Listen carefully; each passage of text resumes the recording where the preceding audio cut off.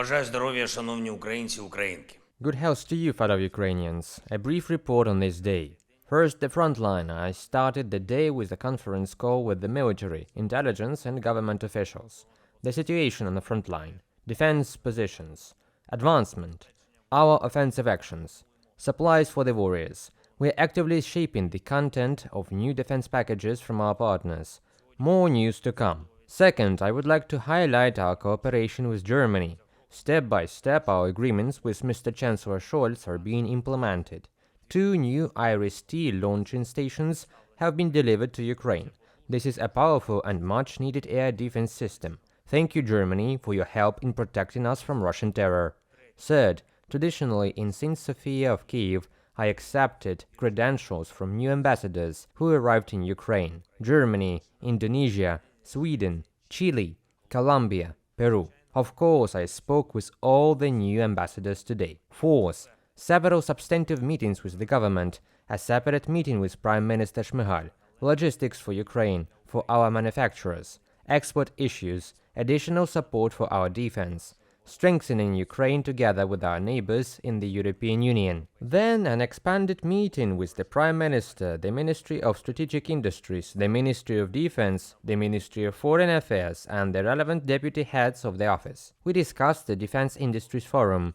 We are planning this event for the autumn. It will be the first time such a large-scale event will be held at the level of the state, Ukrainian and foreign arms manufacturers, our power, the power of our partners, the entire world which is interested in ensuring this international law and humanity have an appropriate arsenal of defense against any terror. The world can be united by this format of cooperation as well. We plan the forum to be first track record of our defense industry, to demonstrate what we already know how to produce, to consider what we can add to our capabilities, in particular through the creation of new production facilities in Ukraine, through localization with partners. And of course, we have to give a new security impetus to everyone in the world who values their statehood and freedom as much as we do.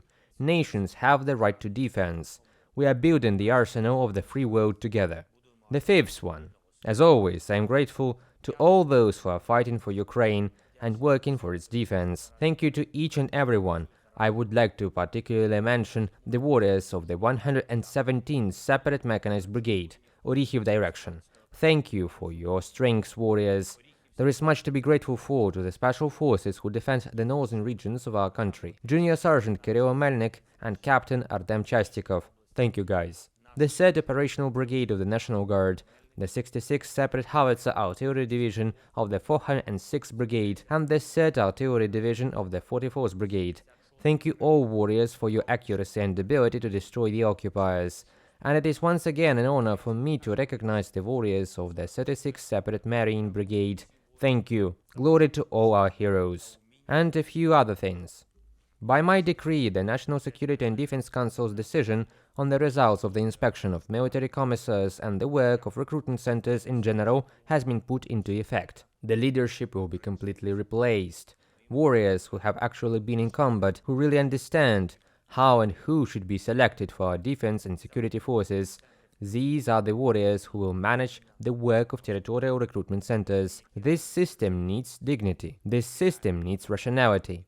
This system needs the ability to provide the front line with people who can reinforce our defense. In every combat brigade I visited this week, 16 in total, warriors talked about problems with recruitment. These problems begin with the way military enlistment officers work. Their work must change, and it will, thanks to combat officers. I have just signed one of the key laws that Ukraine needs to start negotiations with the European Union on our country's accession. Negotiations are to start this year. The law guarantees a transparent, professional, and fair selection of judges of the Constitutional Court. Our country is one step closer to joining the European Union.